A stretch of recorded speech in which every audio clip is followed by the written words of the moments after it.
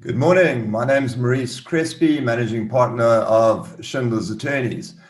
Schindler's Attorneys is a co-founder of COBRA. COBRA was formed by IQ Business, Engaged Business Turnaround, and Schindler's Attorneys. It was formed 3 months ago. We now have approximately 50 partners who've jumped on board with a view to assisting businesses in distress wherever they can. It's a pro bono initiative. If your business needs assistance and requires professional advice, from accounting advice to legal advice, to generally every profession has jumped on board. All you need to do is send a email to info@cobra.org.za and we'd assist. As part and parcel of the offering, the pro bono offering, we provide these webinars. And today we are joined by Richard Mulholland, who is going to be presenting on how to present like a pro. It's going to be super interesting. In fact, we had a discussion prior to this. I'm on guard in relation to my performance today. It's quite intimidating, but yeah, I'll be listening attentively.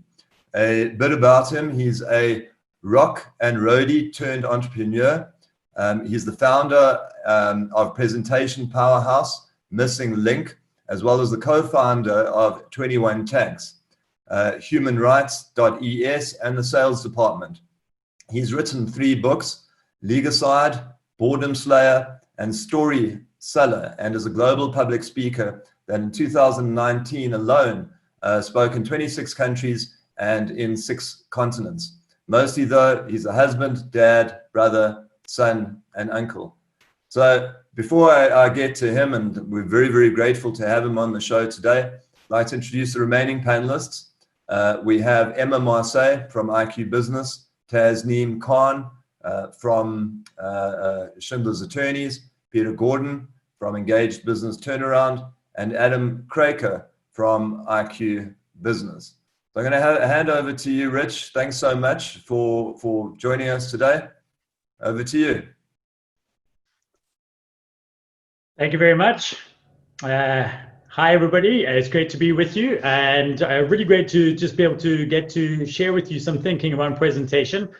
And I'm going to start off in doing something that I wouldn't normally do and share my slides this way. But I want to kind of take you through some thinking around presenting and how to present online. I want to just get a sense of where you're at on it, how much you've been doing it, how much you're enjoying presenting this way. Hopefully now you can all just see my main screen. I'd love to see in the chat also where you are. So if you wouldn't mind just letting me know where you're from today and just engaging with me in the slides. I think it's one of the things that we need to understand is changing quite a bit nowadays, is that our view that in online presenting, it's not like a normal show. And I'm going to come back to you on this in a second, but it's different because your audience is no longer just there to observe. They're now participants, and they can now really make the show just a lot more fun and a lot more engaging. And as a speaker, the engagement that I can get, thank you so much, everybody. I'm watching the chat go. I really appreciate it. The engagement that I can get from you in the chat is just a nice way for a presenter knowing that you're still out there. And I highly recommend that you engage with me as much as possible. If I say something that you disagree with, let me know. If I say something that you've read about another article, paste it in the link. And the audience should all be trying to make everybody else smarter. The first thing I want to do in this talk about presenting like a pro is, well, just to understand what our thinking is in this regard. So Maurice, if you wouldn't mind doing me a favor and just triggering the first of the polls, just so that we can just see from where everybody's at. If that poll has appeared, there should be one there. So presenting online, do you think it's easier or do you think it's harder than presenting normally? I mean, obviously in one side you get to sit home, you get to be chilled, but I would love to just get a sense of what you feel by just clicking there. Do you believe it's easier or harder? Cool. Doing lots of presentations. Awesome, Salim. I'm glad to hear it. Easier online, Salim feels great. Feel free to pop in there, and then we can maybe end this poll now if we've got some results, and I can just have a wee look at it and see what those results are. Okay, so I can't see the results. And if somebody wouldn't mind popping into the chat and we can just take, there we go. So harder, 78% say harder and 22% say easier. Thank you very much, appreciate that. Okay, in fact, before I move on, I want you to do a little bit of housekeeping for me as well, because I want to make this a little bit easier for you as an audience. If you go to the little bar that says Richard is sharing his screen, and if you click on that, there's a little drop-down menu. And at the bottom of that menu is a little thing that says side-by-side mode. If you select side-by-side mode, instead of it being this kind of floating panel, what you'll have is you'll see the speaker at the side, and then you'll see the slides at the other side. What I want you to do is just to drag that a little bit, so the speaker, me in this case, is about 50% of the screen, and the slide is about 50% of the scene. This is now kind of giving you more of an experience like you would expect to get at a presentation.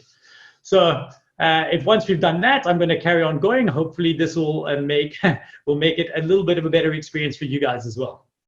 So how to present online like a pro? Well, there's a kind of golden rule around this thing, and it starts off and it's very, very simple. And the very, very simple first rule of this is just don't suck at in-person presenting.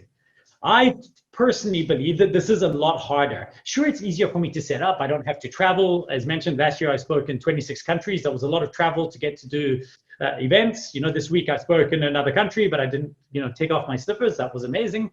But it's kind of different level of engagement. And while I'm finding it deeply fulfilling presenting online, I am finding it difficult, or at first it was difficult to understand how to change my frame of mind, to get my audience feedback, response, how I want everything set up. So you have to be comfortable with being able to present normally. This isn't going to, it's not going to get easier. If you were terrible on a stage at a conference, you're not going to stand up on stage, in your living room and all of a sudden be Malcolm Gladwell. But it matters. And another reason it matters is that before, in these big conferences, people would be able to stand up on stage and deliver their 15-minute presentation updates, and it was quite boring, but it was okay because as from a business point of view, you could still hide, because later on there was like this a big, amazing gala dinner, and we brought in, some pop stars come and sing at the event, and that was fantastic. But an online event, there is nowhere else to hide. You are it. This is it. You are the only person. If you're terrible, if I'm terrible today, then that was just time wasted. It was just, there was nothing else to redeem. So we have to take very, very seriously just how we're engaging. Now, one of the excuses I hear time and again from people is to say, yes, but one of the things that's more difficult is that everyone has webinar fatigue. And I hear that to a degree, and I get that we have webinar fatigue, but I'm calling bullshit a little bit, because I think what we actually have is crap webinar fatigue. It's not that you're bored and that you find your events bad, it's that you find bad events bad. And I think that the lesson here is we have to just make sure we don't deliver those, and people have to make a lot of efforts to put into these things to make them better. I've heard this before time and time again in my career owning a presentation company, and people always say to me, oh, death by PowerPoint, death by PowerPoint. This is another PowerPoint. If I have to sit through another PowerPoint, let me tell you this, right? Blaming PowerPoint for a bad presentation is like blaming a pan for a bad meal. It's not PowerPoint's fault, it's what you put in. I'm using PowerPoint today. It's a perfectly reasonable tool for delivering a linear presentation, keeping me on board, keeping me on track, helping me understand where I'm going, helping you understand and remember and retain the information I'm delivering. And this is the same with online events and webinars, is that they're only bad if we don't make an effort. I managed to attend, and speaking of lots of PowerPoints, the TED conference. I've attended by myself 5 times. There are 70 presentations per TED gig. So that is a lot of presenting, right? 350 presentations that I've sat through, 90% of which are running with PowerPoint. And they weren't terrible. Why? Because the barrier to entry is high, and people prepare a lot. They understand what's at stake here. And so the barrier to entry is very, very high. So, they want to make sure that when you get onto that stage, you're really, really, really, really good. The problem with online events is the barrier to entry is so low. Anybody can just get a Zoom license, whatever, open a Crowdcast account, and simply go out there and just say, okay, cool, I'm hosting an event now. And then what we do is we call up some talking head, and some talking head just arrives there, and then 2 people just chat for half an hour like, arr.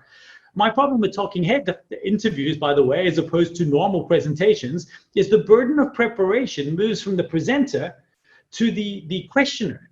If I'm asked, as I was now, to deliver this presentation, I was up to 11 o'clock last night preparing everything, trying to make sure that I got the content right that I wanted to deliver to you today. But if I'd been asked to come on online and do the same topic, but just as a Q&A, I wouldn't have given it any thought. I would have just turned up and talked. And there's a quality drop because it goes to not what I think I really want to tell you, but how I'm going to answer a question that was asked to me. So I think we've got to hold ourselves accountable. And the reason we have to do that is because your access to audience has never been greater. You have never had a greater opportunity to access audience. This is a massive opportunity. And we've accelerated audience to a point that this now seems acceptable. That people are happy to engage. Right? People are happy to jump in and to chat to us and engage this way. I attend events all over the world every week now. I was at an event with Dan Pink last week that was just incredible. And it was an online event. I know a bunch of people went to a Simon Sinek event this week in South Africa. This is just a crazy time. So your access to audience has never been greater, and yet we're wasting it. You know, if I just even consider the kind of events that we've been working on of late, just that one in the top corner, Sales Guru, 7,000 people were there. 7,000 people were at an event that we started planning a week and a half before. That wasn't possible way back when. Now, I know that the other day, President announced that some conferences would be opening, and maybe we think that's the end of this particular party. I don't think so at all. I think we're going to move to a hybrid model where we're going to start having presentations that exist both in the in-person and in the online space. And I think very importantly, as businesses, we need to have a hybrid strategy. Many of us right now maybe aren't in a position to be able to spend the money on the old events we were doing in person, but we can certainly spend the time and effort on hosting good online events. So I just really wanted to drive in right now that this matters a lot. There's a lot at stake here. There's a lot of human attention. And what I wanted to do is share with you, just because we've got a short period of time, and then I'm going to engage questions with you, but 5 online presentation pro tips that I think that everybody needs to know. So let's go through them. The first one for me is this: give them permission to engage. When I started out this presentation today, the first thing I did is jumped in and let you know that it's okay to chat. It's amazing how often I'll join these meetings and the presenter just will start talking and the audience just behaves like they've been trained to behave. The audience will just sit back and not do anything. And you know, everyone's kind of waiting and you know, listening to the talk. But if we're not chatting, if we're not asking people for opinions, oh, I see Salim said the option is not available for the phone for the side-by-side mode. No, not so much, sorry. And please, again, as Gary mentioned, feel free to drop any questions to me in the question session down below. If there's anything in real time you want to ask me, you can ask it in the chat at the side. But we have to let our audience know they can engage with us. I promise you, it's a lonely affair if you don't see that stream going. Obviously, when there's more people going, there's more things happening, and it's like really a lot of fun for the presenter and the audience because of the level of engagement. And you know, the reason you have to give them permission to engage, for me, is very simple: is that you can't close the doors at the back of the room, right? So you cannot just leave the audience there and say to them, you know, like we would in a normal conference room. I've closed the doors at the back of the room. You're sitting watching the event, and now you can't leave. If I'm boring, you're still there. That's not the case anymore. And Maurice, if you wouldn't mind, if we could fire off that second of the polls now, please, because I'd just like to ask you, just in a sense of what your attention span has been up until now, and we're only all of 10 minutes in at the moment. The poll is going to appear on your screen in a second. And how present have you really been? I've been here the whole time. I popped out a few times to check stuff. Haha, I just came back in to fill out this poll. Let me know where you're at on this. So you've been in the whole time. You've not gone away anything. You've not even picked up your phone. That doesn't count. You've just been staring at the screen the whole time. You, I love. Thank you very much for that. The one of you in the room that's probably there. I popped out a few times to check stuff. You know, a quick jump into WhatsApp, check my email. Oh my God, what's going on Facebook? Or, haha, just came back to fill out this poll. Let me know. And we give that 1 or 2 more seconds for you guys to pop in and to fill this out. And then we can just kind of kill that, and then we'll come to the results in a second. I've been here the whole time, 47% of you. That is incredible. Thank you very much. Popped out a few times to check stuff, and 6% of you literally were busy doing something else. You're like, holy crap, you just called me back in here. Let me come back in and fill out this poll. So if you have a look at this next slide here, thanks so much. If you have a look at this next slide here, this was a presentation I delivered recently. This was an event that a bunch of us were on. Let me actually just kind of highlight some of these things here. If you can see here, look what they say there. I've been far more engaged in this crowdcast session. Don't judge me on my drawing. This crowdcast session than I've been in other ones. It's almost more engaging that having this event on this platform, as opposed to this was a traditional in-person event. But in person, they just sat there and watched. Now they're engaging with us, the speakers, the whole time. And of course, you can see it down the bottom here. There's a lot of questions and polls. These are actually the questions that were left at this stage. We're in the Q&A at this point. So there's a lot of interaction that can happen.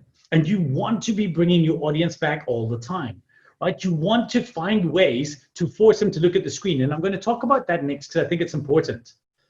I just want to refer to what Johan said here. He said, what I find difficult with virtual speaking is that the vibe of the audience is difficult to read, i.e. attention, body language, etc. What would your advice be? Read this. Johan, this is exactly what I wanted to talk about right now. That's what this section is about. By asking your audience to engage, you get a sense of real-time virtual body language.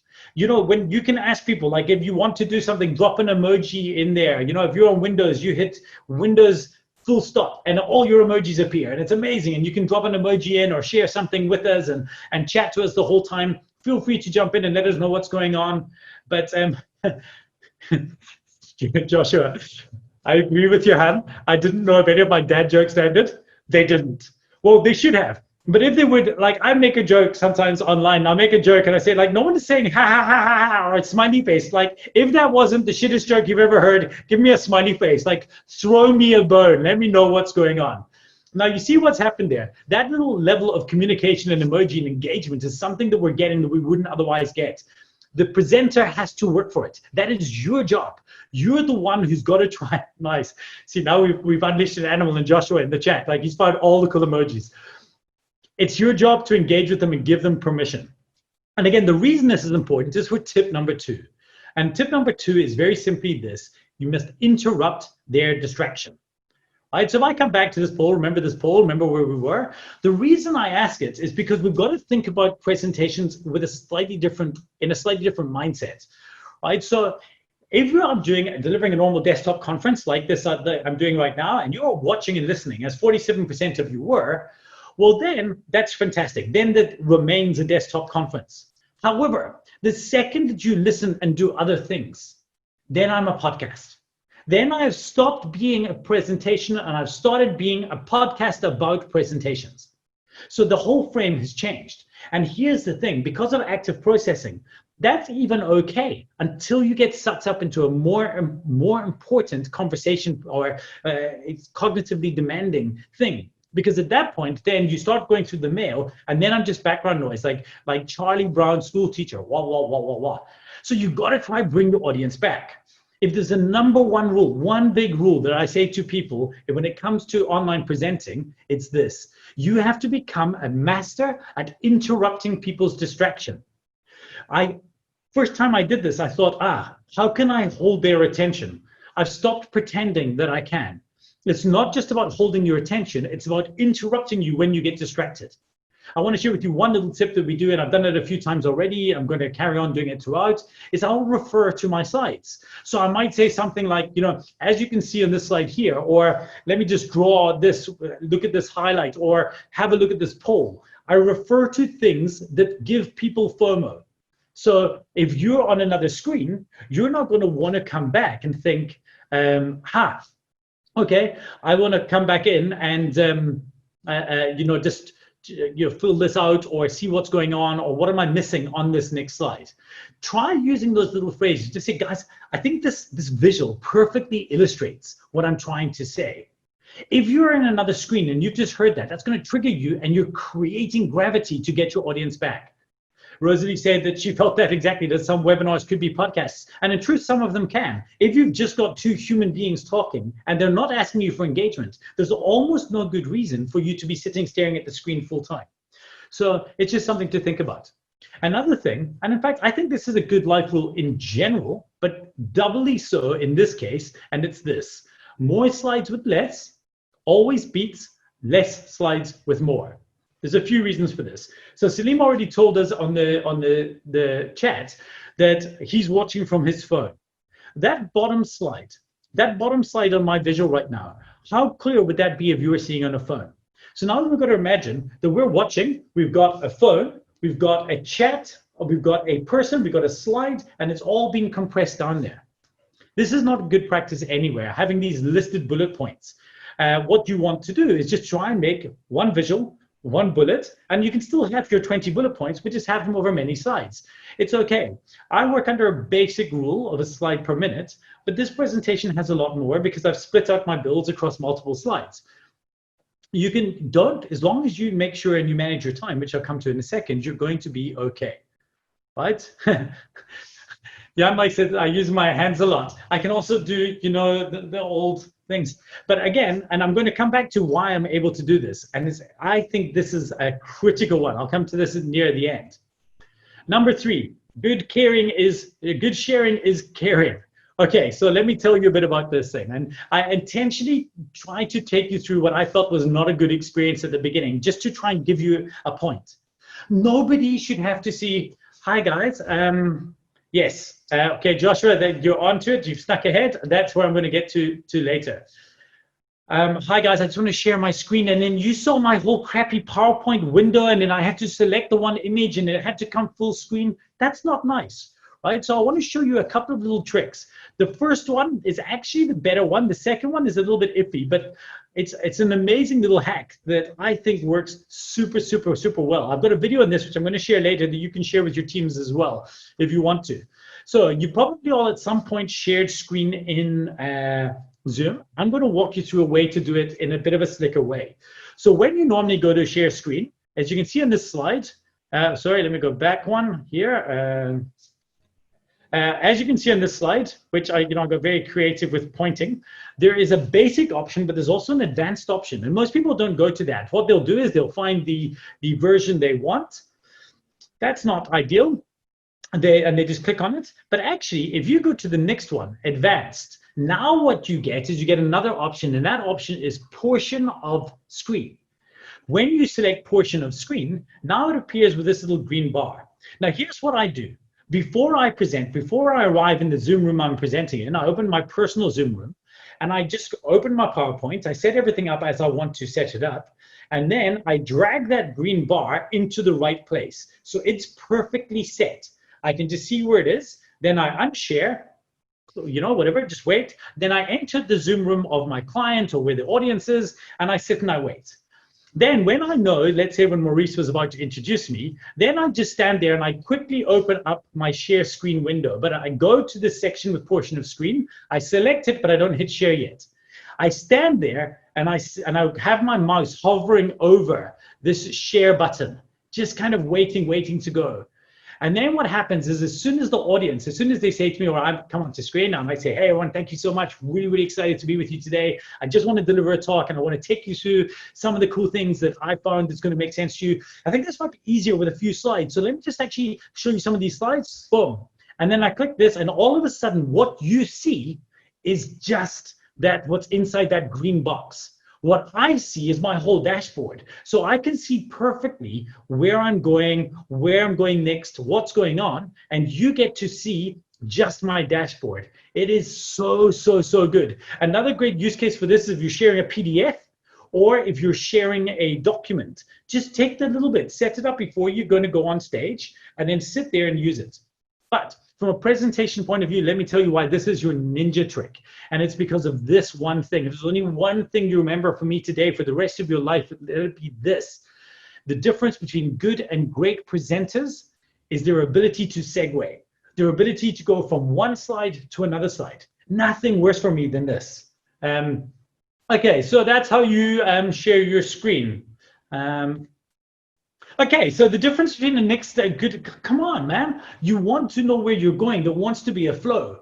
In fact, I've often found that if I couldn't get my segue nailed, then I realized, I've got my slides in the wrong way. Like last night, I was sitting shuffling everything around, changing things to how I wanted it, so that I could easily get from one place to the other place. And in fact, I realized this would be this was one of the examples, because I originally had this at the beginning, but then I didn't like the transition between the two methods. And I thought, well, I can use this as a cue between the first method, and actually could use a segue as a segue between my first method and the second method, which is this. And it's by hitting Alt and F5. So sorry, Mac users, I'm a Windows guy. That's just because I think that Apple overcharges for absolutely everything. I was a diehard Mac guy. Now I use the Surface and I absolutely love it. But normally, if you're in PowerPoint and you hit F5, it just pulls up to full screen. What it pulls up is your full screen mode with your image, your slide. If you've only got a single screen, if you hit Alt plus F5, what it does is it opens PowerPoint, then it immediately triggers opening your presenter view as well. Now that's what I did when we started presenting today. I went in and I opened it up, showed you the screen, and then I hit Alt F5. You got shared, I hope, just my full screen. And then I got shared my presenter view. If that didn't happen, then this is embarrassing, but I'm pretty certain that's what happened. So I can see my presenter view. You guys can only see my next screen. Joshua, you did mention that the other tools don't provide the same sharing options. Okay, good. Whew. Here's one thing that I want to suggest. And this is another little side hack. I've actually made a video on it, which I think I linked to, which I'm going to share with you later. If not, I'll go and add it quickly. If you upload your PowerPoint slides to Google Slides, so I make all my slides in PowerPoint, upload them to Google Slides, then it gives you a separate browser window as a presenter view. So then what I do is I put my Google Slides into full screen mode and I open presenter view. And then once I started presenting, I just alt tab. So presenter view comes over my Zoom window or any of these screens, whatever I'm sharing in, anything with a share screen option. And it allows you then to see your presenter view as you're going. So when you hit Alt F5, the first thing that happens is basically you hit that and immediately this screen will appear. And then immediately this screen will appear over. So what I end up seeing is this. So I end up seeing exactly what you're seeing there. This is how my dashboard looks. And one little thing I wanted you to notice there, and why I pointed up, is the first thing I do when I'm presenting is I move that little thumbnail directly under my camera. Because try as you might, it's almost impossible not to look at yourself. Like, you are your own audience. When you can't see other people's faces, you look at yourself. Right now, I'm staring directly at me, and hopefully it gives the illusion that I'm staring close to my camera.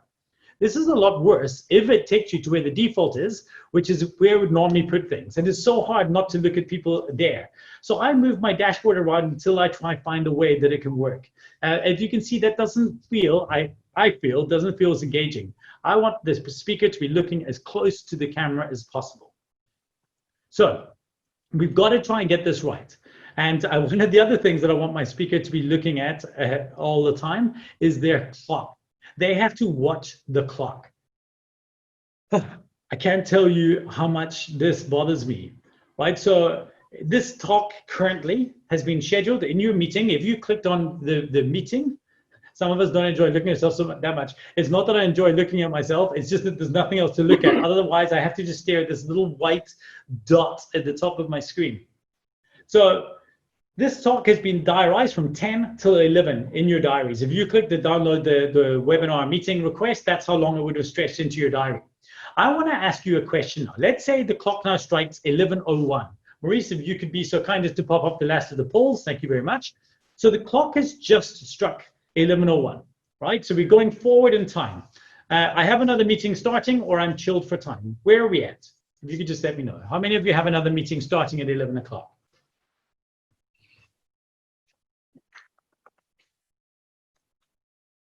Okay, I'll give you another just 10 seconds just to fill that out for me. That'd be amazing. And then we can just get up those results. Thanks so much. So the results are that 54% of you have another meeting starting, 46% of you are chilled for time. Thank you so much. So here's the problem. I want you to think about this relative to a regular event. Okay, so like if you're an in-person event, if I go 1 minute over, 5 minutes over, and I'm the first speaker in the day, then every other speaker is going to be 5 minutes behind. However, at the end of the event, At the end of the event, if we end up going 10 minutes over, you're sitting there, you're at the convention center, you're looking at your watch, you're mildly irritated, but it's not the end of the world. In fact, there's probably going to be cocktails outside afterwards. So you're not going anywhere. We're really just cutting into your cocktail time. Nobody leaves. Yes, the cat climbs up there. She doesn't normally knock over the little dude there, but she climbs up and down, and she seems to do it as a party trick in the middle of my presentations. So that's amazing. Thank you. Good job. But now in an online event, it's not, the rules have changed. In an online event, I sit there and I watch the talk, and it doesn't matter where the speaker is in their presentation. If it hits 11 o'clock and I have a scheduled meeting at 11 o'clock, I don't say anything. I just get up and leave the room and nobody notices. That's me gone into my next call. So you lose your audience. We see it all the time because you can see when people are dialing off. You can see when your numbers go down as an organizer. So we sit there and we thought, oh my goodness, we've just gone to 11 o'clock. The guy's just on his summation, his peroration, and the audience is gone. Why? Because they have to go, because they've got another meeting starting. You don't have permission to go over. Now, in an in-person event, we use tools like this, like these presenter clocks to get things going. But it's not so easy in the real space, or in the online space. Now, I control my own time. I use a little thing called the time cube here, which I'm going to show you in a second. In fact, I'll show you here. And I use this time cube, and I monitor my own timing. And you can see me every now and then checking and tracking to make sure I'm on point. There are apps for your phone, but actually what's pretty cool, and I thought I would just share this as a bit of a hack. It's still in beta, but it's really cool. And event organizers, you can actually run this yourself. So if you have multiple speakers, you can download the online version. So what happens is there's a little cube that is on my screen right now that's actually showing me how long that I have left, and it floats. But the best bit is that if, let's say, Emma had organized this and there was multiple speakers, Emma could, as soon as I stand up to speak, she would show my photo appears in the middle and it sees my time. And when it finishes, it starts flashing. And if I still go over, she can actually send a sound to my screen. And this is floating over everything else.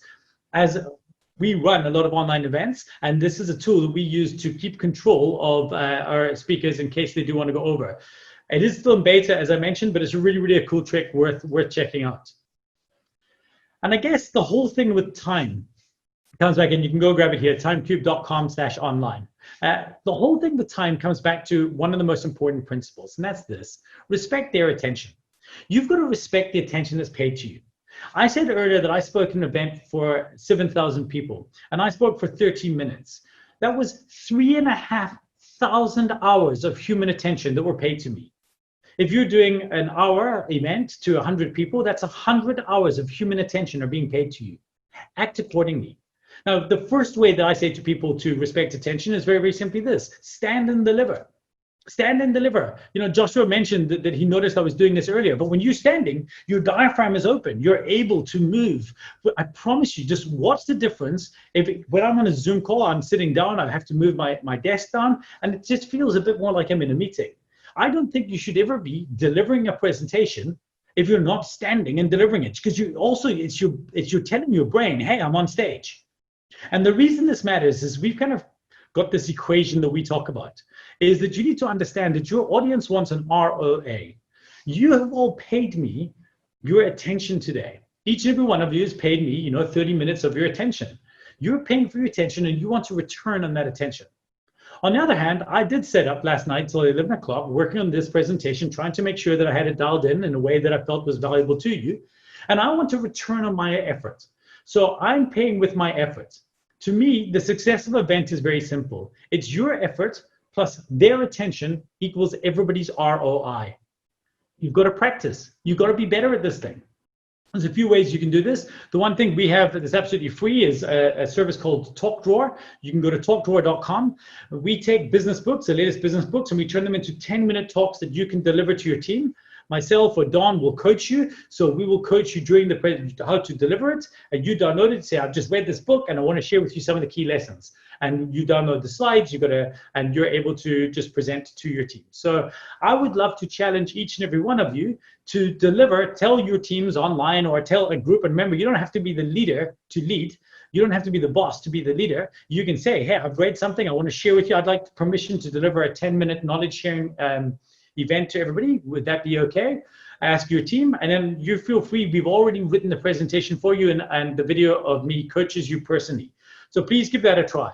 And then the other thing I prepared for you is this, and I will go and add, if that one video showing the Google Slides method isn't available, I will go and add that as well. If you go to this, Legacide, as mentioned, is my first book, but legacide.de/pro tips. I've put together a page with just some links to some tips and to some things that you can use, including a Trello board in which you can use to build the structure of your presentation, where presentations always follow. Give them a reason to care, give them a reason to believe, tell them what they need to know, tell them what they need to do. So that's it. That's all it leaves me to. I can see that I've got 21 seconds left, so I'm respecting your time. I want to give you through the 5 little points to take away. Right, point number 1, give them a reason to engage. Point number 2, interrupt their distraction. Pro tip number 3, good sharing is caring. Just make a little bit of effort. Point number 4, watch the clock. And finally, point number 5 is respect their attention. And the one last little thing that I want to leave you with these 5. The one last little thing I want you to remember is this, because you can see that I've enjoyed myself. I clearly enjoy what I'm doing here. And it is this: your audience can never enjoy receiving a presentation more than you enjoy delivering it. So you go out there and you make sure that you have a lot of fun doing this. And if you're having fun, your audience has a chance. Ladies and gentlemen, thank you very, very much for having me. I really appreciate your attention. So now I'm still here. Normally I would just kind of go like this and ninja bomb out. Hello. If there's any questions, I can now take those now. Let's have a look and see if there's anything that we've missed. Let me go back to speaker view. All right, so questions. Should online and in-person be separate, or will Blend be an online broadcast of an in-person event? I certainly think that there should be online versions of inline events or in-person events. And in fact, that's the reason we use the words online and in-person and not live, because this is a live event. It's just online. I think the idea of hybrids is going to be a big game changer. The most important thing for me is we mustn't get all fancy. I can't stand, what I see now is a lot of these people standing on virtual sets. You know, a virtual set, big massive virtual set. Good is getting your speaker up close and personal. This is an upgrade. You know, the stage is fixing a bug. It is not it's not a feature. So having stages is so that people in the cheap seats can see that as well as the people in the good seats. Now everybody has a good seat. So I just hope that we understand we've got to get really good mic setups and a way as well for speakers to be able to engage with the people as well. So, sorry. Okay, so the next one down. What I find difficult with virtual speaking is the vibe of the audience is difficult to read. I've gone through that one, and I do agree with you, but Johan, I promise you it gets easier. To try and engage with people while giving a presentation is a bit tricky. You know, it really is, and it does take time. And I understand as well that every time I'm moving away, some people may get a bit frustrated that I'm asking a question in real time or answering a question in real time when I've gone away from my presentation. But I think if you constantly encourage people, and again, it only takes 2 or 3 people to jump in and ask questions to make it feel like there's an engagement with the audience. It is tricky, but so is presenting tricky. And as I said, online presenting is harder, and this is a whole new tool that you have to master, managing the chat. But again, use of tricks like asking your audience to comment on something, we call it comment storming. So saying, hey guys, could you give me your opinion on something? Thanks, Josh. Or would you, or having a poll to draw people in. Those are nice, helpful ways to do that. Brian, if you have a Q&A, how do you handle multiple questions if you have limited time? Okay, phenomenal question. Well, sorry, they're all great questions. In fact, I hate when I say that. That's a way of saying I know the answer to this one. It's like a time killer. So what we've done a few times in the past, because actually a lot of your audience now wants to leave. They know that the feature is finished. And in fact, the video I just released this morning was about, I've just built you up to a high. Ladies and gentlemen, thank you very much. Let's go. And now we're kind of just talking. I understand in this case you do want to have some Q&A, but what I would normally turn around and say, let's say we ran out of time, okay? So we're still on time, we're still okay. What I would turn around and say, guys, we've got like 20 questions here. I've got time to do 3, but I promise you, here's what I'm going to do, is I'm going to answer 3 questions right now. When the clock strikes 11, respecting your time and attention, we're going to close off the official part of the event. For any of those of you who can stick around, the 46% of you who said that, I am going to stay online and I'm going to answer every single person's question. But the rest of you feel free to leave and you can check out the recording later to have a look there. So cool, so I hope that's there. Akshay, hi, great learning as usual. What is your view about using annotations in Zoom to engage the audience? So do you mean annotations as in like when I was drawing or immersion presenting, or what are you referring to there? Actually, if you sit around, if you be welcome to drop that in the chat as well. I do like using drawing. I use again the Surface. So my clicker that I normally would use to advance slides is my Surface pen. I hold it like this. People think it's magic, and then what I do is I just click like this on the back of my hand to forward, but it also, so they know it's a pen, and the reason they know it's a pen is because I go and I draw on things. This is called immersion presenting, and it's actually, yes, I mean drawings and stickers to add to the audience, absolutely. And to add by the audience, yes. One of the cool things that you should try doing is not fully, I don't have any slides like this at this time, but don't fully form your slides. So let's say you had a graph that appeared, it's got like a, or a matrix. It's okay for you to start off with the matrix like this. And if you have the ability, so if you're presenting off an iPad or you're sharing screen from an iPad, to then, when you talk, start off with the slide on screen, the same way as if I had a whiteboard. And then as you're going through, the slide starts off with maybe has 1 number, and then you draw the rest of your slide. This is a phenomenal attention gravity mechanism because people kind of know they're going. Very, very, very few people believe when they know you're busy drawing something because they want to see what this drawing happens. And you've probably seen this before. It's called immersion presenting, is that at the end of it, this thing could look like a dog's breakfast. There could be stuff everywhere. But you look at it and it's as clear as day because you saw it get built. If you can do it, definitely give it a bash.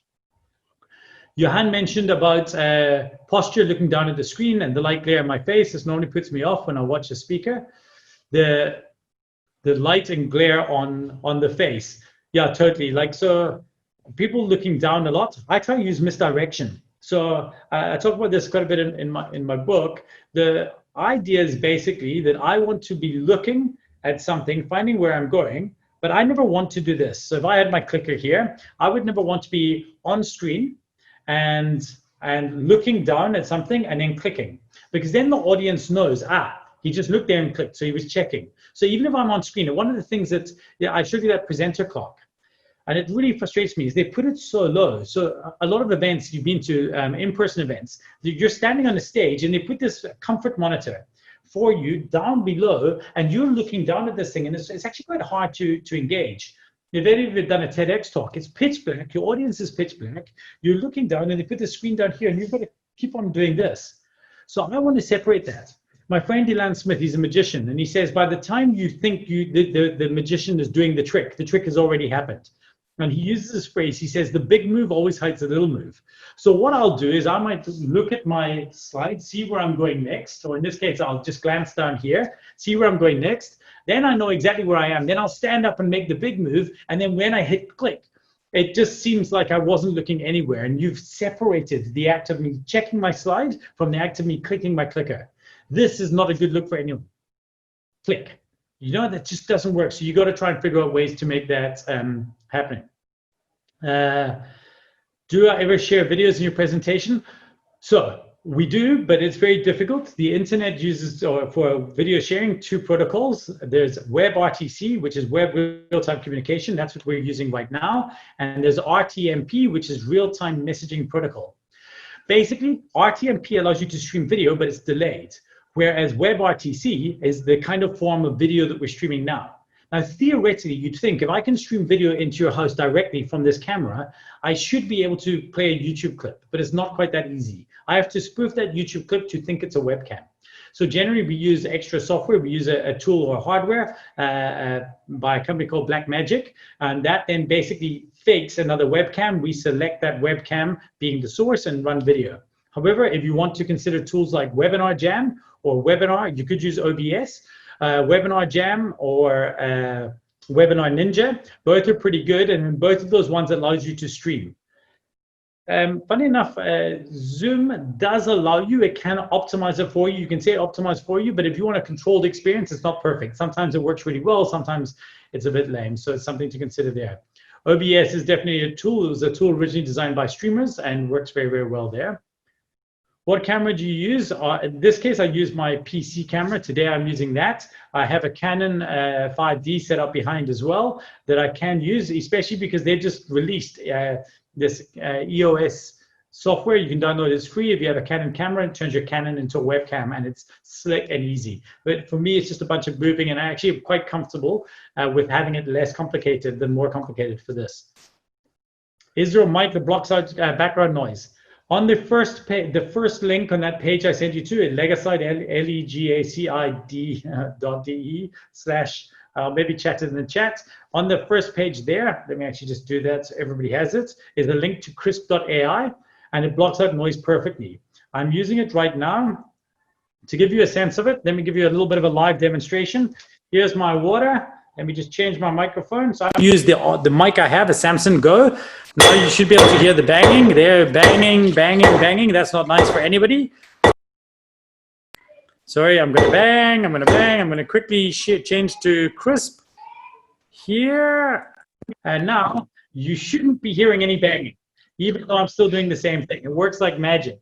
And they're basically doing a land grab. It's all but free. There's links there in the top page there. Let me just actually just make sure I share this again so you can go through. Send chat to all panelists and attendees. legacide.de/ci.de/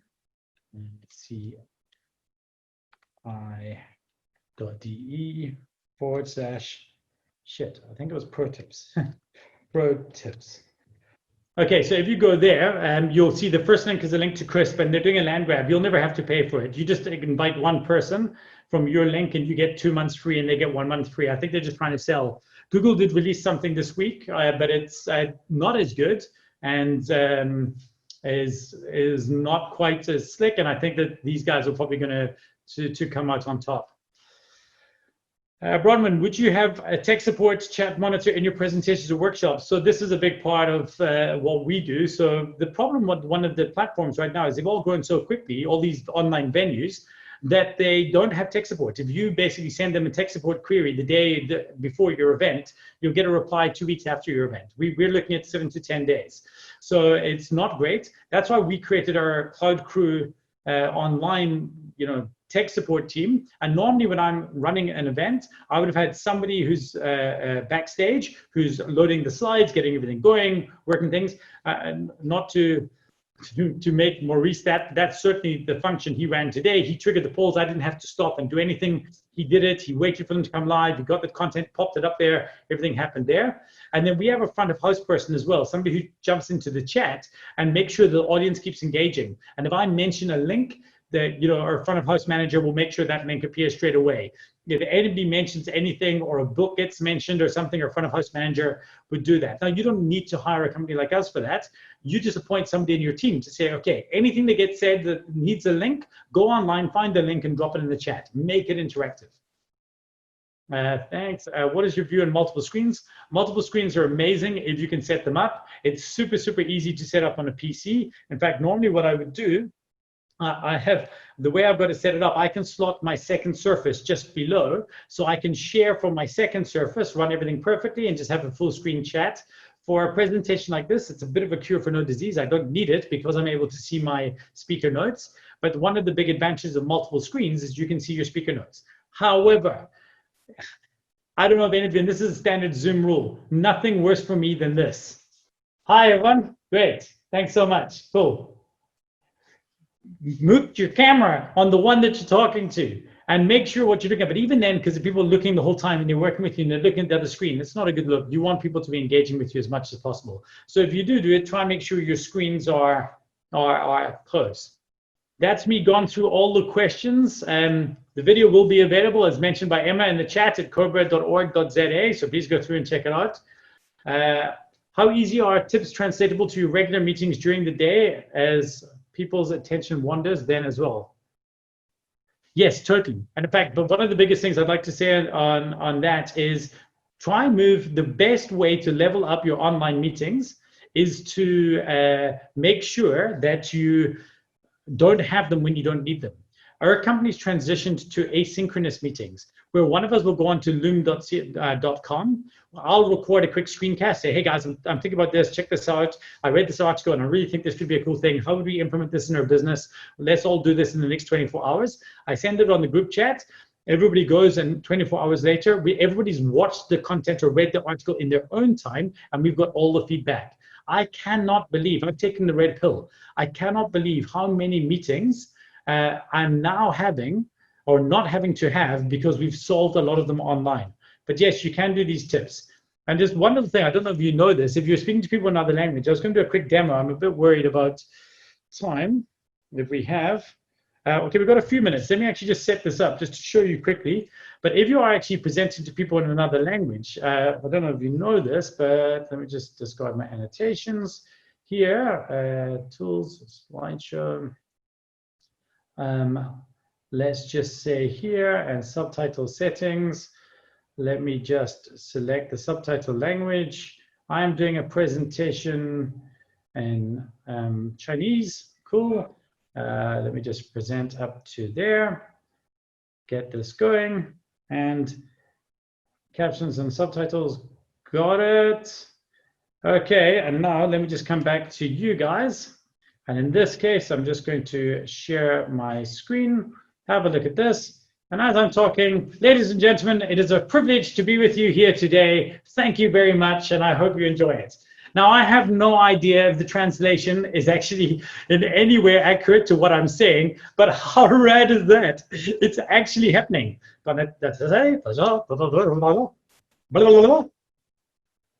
See, so I knew I was talking rubbish, but it's pretty cool. So you now can really speak to people all over the world, and sure, it might not be a perfect translation, but this is free in PowerPoint in real time already. What a time to be alive. I know, Emma, you said, how does this translate to normal meetings? But I get carried away because I think this is a pretty cool feature, and a lot of people don't know about it, and I think it's super rad. So yeah, phone somebody, phone a friend in another country and say to them, I want to do a presentation to you. And then start doing this thing, and they're going to be saying, but I speak English. Shut up, you don't. Anyway, so there you go. I hope this has been helpful to you. Any chance to copy recording? Yes, okay, Anna Marie, that was in the comment. Thank you so much, all of you, for your attention. I just want to make sure I've not missed anything in the chat again. Have you ever used a second webcam? Yes. Okay, backgrounds. The background I have now. You know, it's a form of communication in a sense. I'm looking at your background. I'm seeing that you read a lot. I see that you read Tintin magazines, which makes me conclude that you're a fun type of guy. There's an additional form of communication that takes place that you don't have on stage. You know, on stage you'd have your clothes, and that would be it. Now, you know, obviously there's something to it. I mean, as an attorney, is this the background that I'm putting on now? Is this a good idea? Should an attorney have this? And this is what I'm saying. Can you comment on that? Yes. So the first thing is that this is quite limited use case simply because not all the platforms have it available. So most of the events I do are on a platform like maybe Crowdcast or one of the kind of bigger platforms in that space.